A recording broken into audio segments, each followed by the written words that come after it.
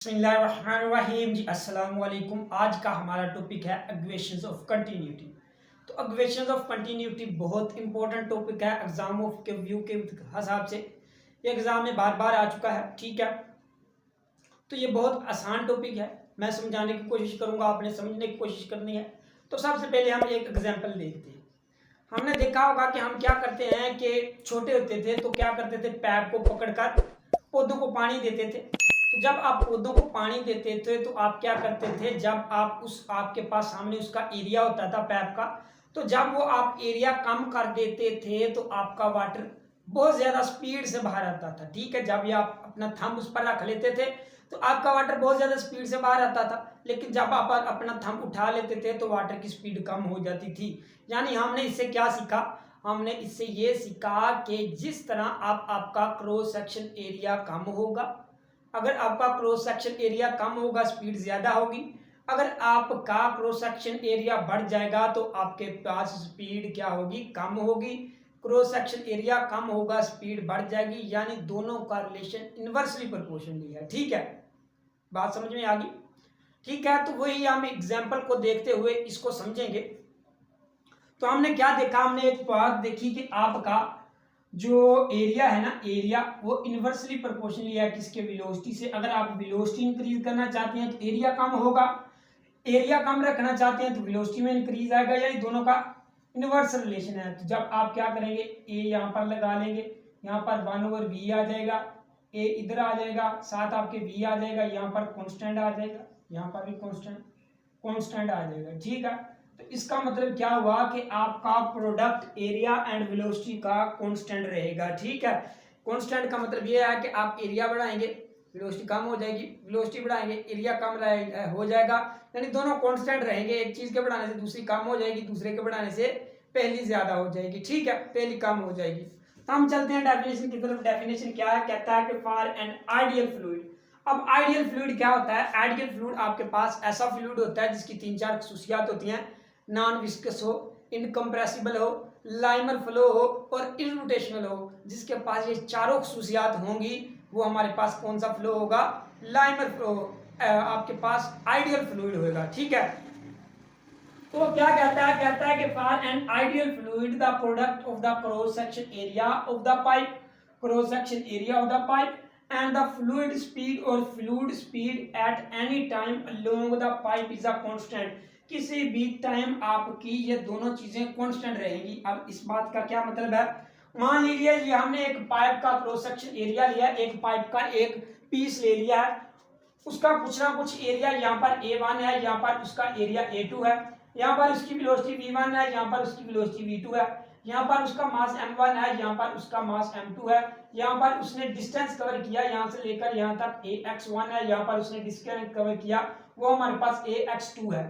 तो यहाँ पर उसका टाइम, जितना टाइम यहाँ पर लगा उतना टाइम ही उस पर यहाँ पर लगेगा, यानी उसका टाइम कांस्टेंट है, बाकी चीजें सारी चेंज हो रही हैं, ठीक है।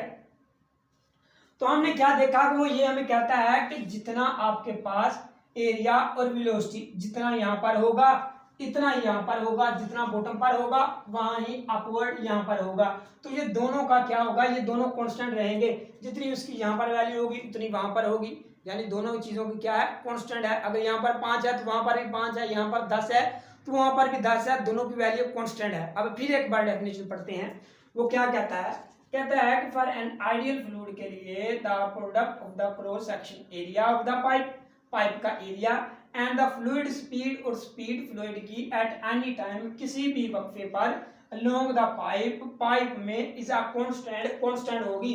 अब यहाँ ले लें टाइम, यहाँ ले लें, यहाँ ले लें, यहाँ ले लें, पाइप पर किसी भी पॉइंट पर लेंगे वो तब भी आपके पास कांस्टेंट रिलेशन आएगा, ठीक है।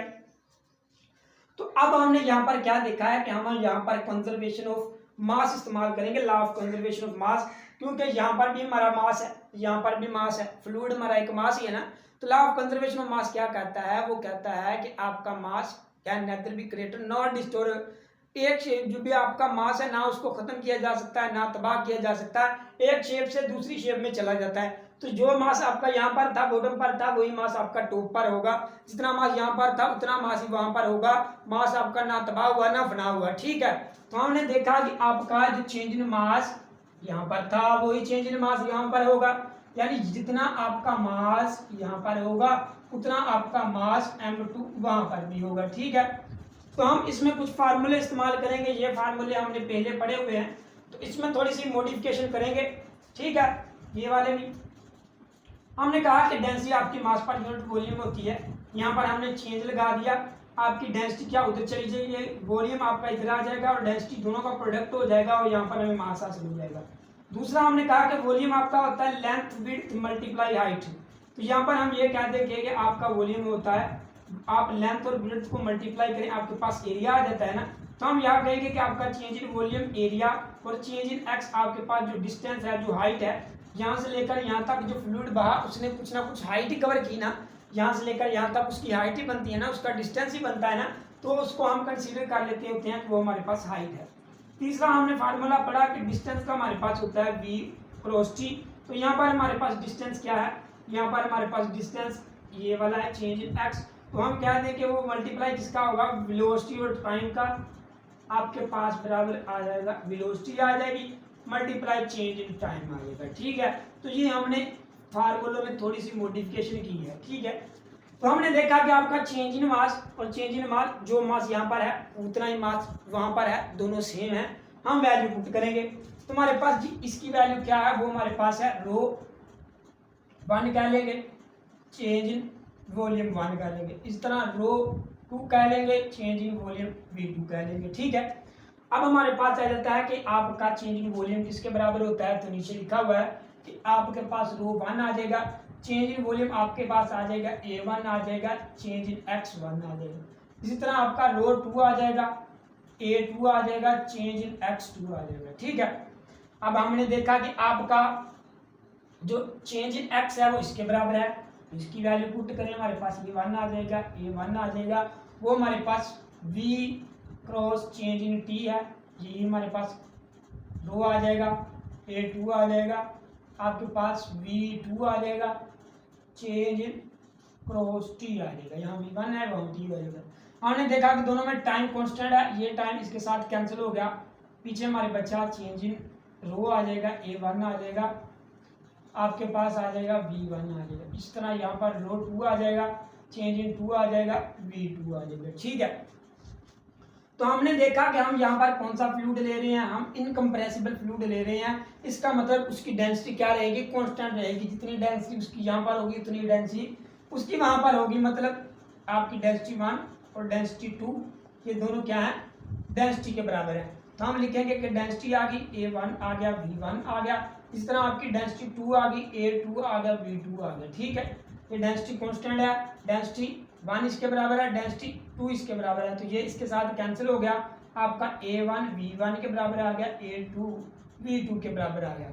इस ये हमें रिलेशन क्या शो कर रहा है, ये रिलेशन हमें ये शो कर रहा है कि product of cross section area and velocity, जितना उसका यहाँ पर मास था उतना उसका वहां पर भी था, जितना एरिया यहाँ पर था उतना एरिया वहां पर था, जितना उसका वॉल्यूम वेलोसिटी यहाँ पर थी उतनी वेलोसिटी यहाँ पर थी। यानी दोनों का रिलेशन हमारे पास क्या है, कांस्टेंट है। आप इसको इस तरह भी लिख सकते हैं कि प्रोडक्ट एंड आपका एरिया और वेलोसिटी दोनों क्या है, कांस्टेंट है। ठीक है, तो यही तो हमने प्रूव करना था और यही हमारी इक्वेशन ऑफ कंटिन्यूटी कहती थी कि आपका product of area and velocity constant है और product of A two area और वेलोसिटी दोनों यहाँ से लेकर यहाँ तक कांस्टेंट है। ठीक है, तो यही हमने प्रूव करना था। तो यह था आज का हमारा टॉपिक, उम्मीद है आपको समझ आ गई होगी। अल्लाह हाफिज।